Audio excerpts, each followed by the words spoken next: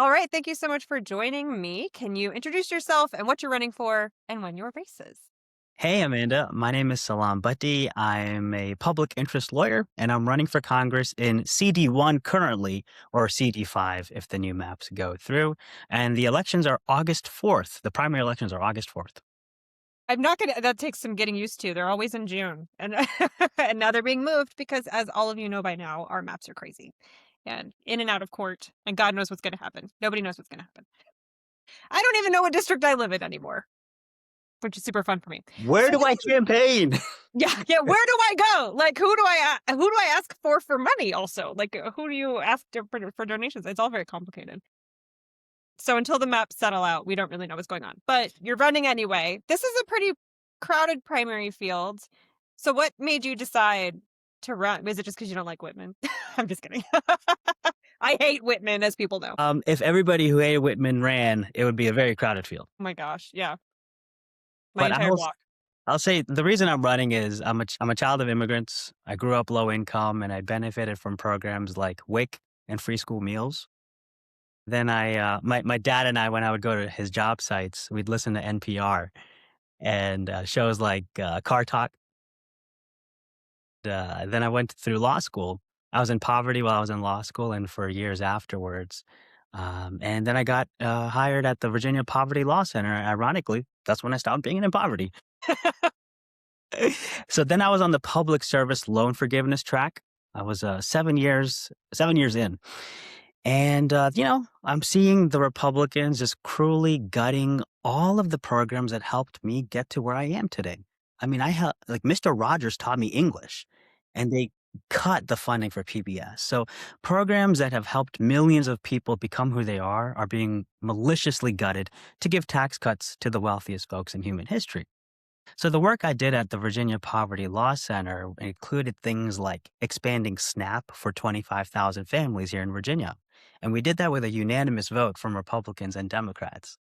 I may be the only advocate in the country that got Republicans to expand a welfare program.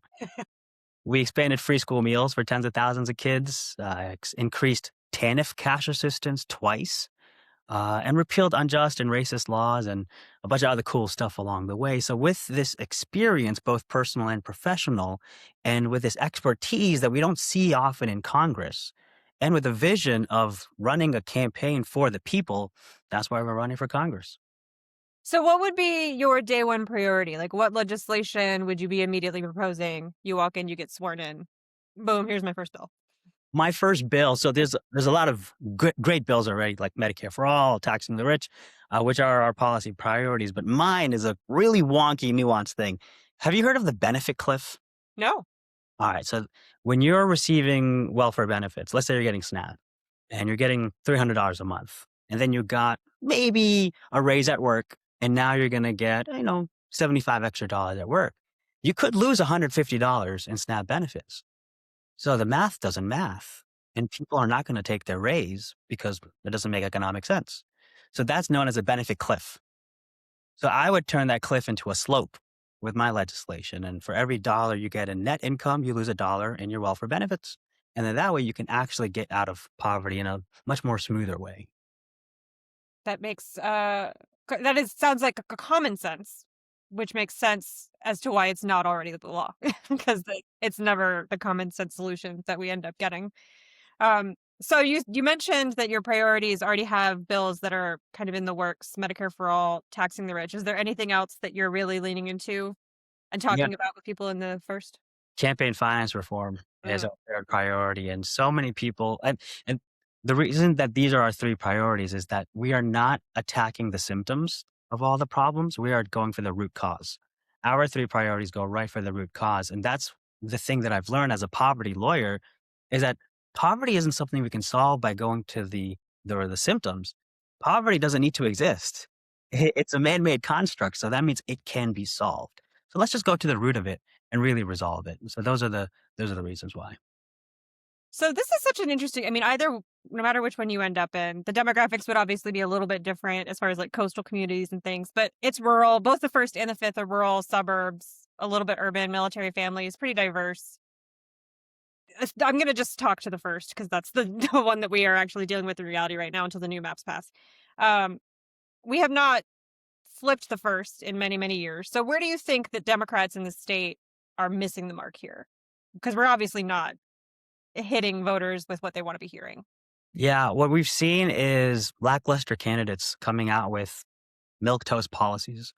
And when you have an affordability crisis and a Congress that's tasked by the Constitution to provide for the general welfare and not providing for the general welfare, then why would anybody want to come for this type of Congress? That's why, with our policy priorities that are polling over 60% across the board, not just with Democrats, but across the board, that's why we believe that we're going to be able to entice and attract people to come out to vote. Not because this man is promising something, but hey, look at what he's actually been able to do with the state assembly and that taking that same energy into Congress. So we're gonna attract them. We're gonna build community, get people excited, and bring people together. Is there a way that you're messaging things differently to Republicans? Because Whitman outran Trump here in 24. So he is more popular than the current administration. And I think that's a little bit because he's more careful about how he talks. So is there a way that you're thinking about, like, you could just straight up say Medicare for all to a Democrat? Is that just what you're saying to Republican voters when you knock doors? No, what we're doing is we're really talking about like our campaign slogan is "We are one," and so much of our fights have been left versus right on these nuanced issues. But let's actually talk about what's hurting you, what's impacting you and your family, and then typically the answer that comes out is healthcare. So rather than it being a left versus right debacle, it's actually we can talk about how it's all of us versus the 1%, and how these health insurance companies are the ones who are fueling a lot of elected officials to make these decisions to do affordable healthcare instead of Medicare for all, because this makes them even more money. So when we explain it that way, the kind of like, light bulbs go off and people are like, oh, wait, this is actually a capitalist problem, a rampant, unfettered capitalism where the few are just continue to get wealthier while we get poorer. Do you have any thoughts about how do I want to word this? So, like, Congress is a pain in the ass. Nothing gets done in Congress. It's intractable.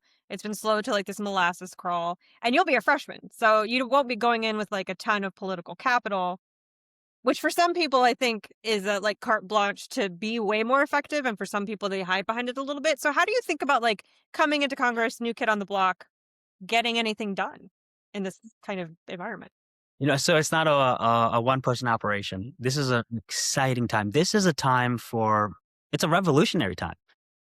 I think about post-World War II in England, where the new leaders were elected, and they said, we haven't been elected to do patchwork legislation.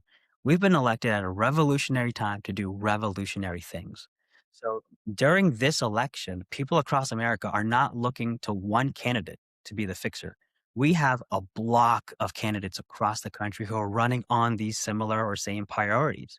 So once we have that block, we will be a lot more effective, even as freshmen, since we will have a large voting contingency. And this is what the people are going to be voting for. So when we are talking, we're telling people, don't wait till the general. The primary is the most important election of this year because the House is going to flip blue. The question is, what type of blue will it flip? Yeah, that's a good point.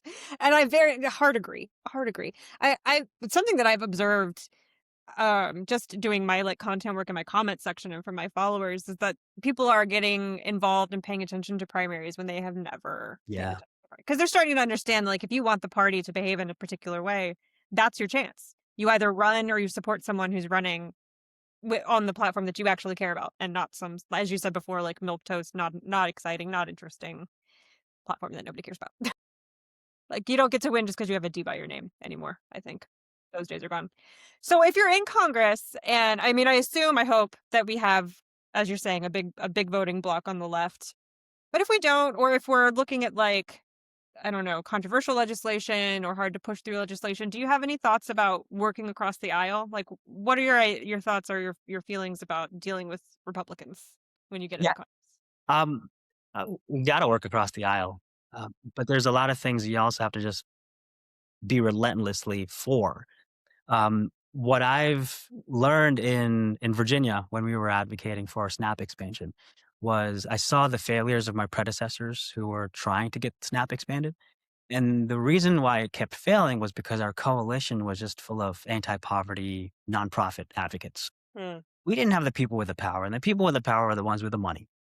So with the campaign finance, especially in Virginia, the way it is, which is wild, wild west, what we did is we did something unique where we looked at the subcommittee where the bill would originate, and we looked at who the Republicans were, and we looked at who their donors were, and then we brought their donors into our coalition. Mm. And so when those elected officials saw some familiar faces in our coalition, then we got some momentum.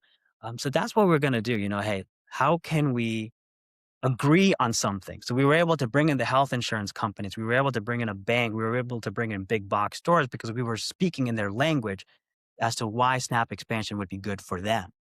And so when they got it, then the elected officials were able to get it. So that's what we're going to do. We're going to make sure we have big coalitions that can speak to what the common goal is. That's really creative. I like that, going behind the, not behind their backs, but, like, to where the power is actually coming from, which is, of course, the donors, especially with Republicans. And that's the thing. Like I didn't care about who we were in bed with. The goal was we need to expand SNAP. We can. Let's get it done. Like a common question I get is, I'm in favor of universal school meals. If this is to pass during the Trump administration and Trump was like, yeah, I'll pass it, but it's going to be called Trump food for kids, would you allow that? I'm like, yeah, absolutely. Because the goal is still there. The kids get the food. So who cares what it's called or who cares who's carrying the legislation as long as the goal gets done. Yeah, letting that purity stand in the way of progress, I think, is a thing we should avoid or stop over-indexing on. So, how can people support you? Especially interesting question, considering we don't know where you're going to run or where anyone is going to run in Virginia. Yeah, I would say don't wait until the districts are set because progressive candidates need the money now. If you want progressivism to win in the primary, you got to start supporting your candidate now. And this isn't like drop a $500 check. The most important button on the Act Blue page is the Make It Monthly button because that helps us to plan ahead. Oh, we need to buy 1,000 yard signs. We need to buy ads. We need to hire staff and make sure we can still pay them so they can be out in the field knocking on all the right doors. It's a whole major operation. And I was doing the numbers with our finance director. I'm like, if 2,000 people gave $25 and made it monthly, we're done. We're set. And that's all it's going to take. And it's that little. So whenever somebody's like, oh, I can't give much. No, you alone, but us together Hmm. we can make a whole change. So it's not about me, it's about we. The best thing to do is come to my website, salamforva.com. That's SALAAMFORVA. And all the links are there. You scroll all the way to the bottom, you'll see all my social media. We're having a great time on social media. This is a joyful campaign because joy is a form of resistance. So follow along the journey here as well. You can be in district or out and donate. And we'll make it worth your while. Awesome. Well, thanks so much for your time and good luck. Thank you, Amanda.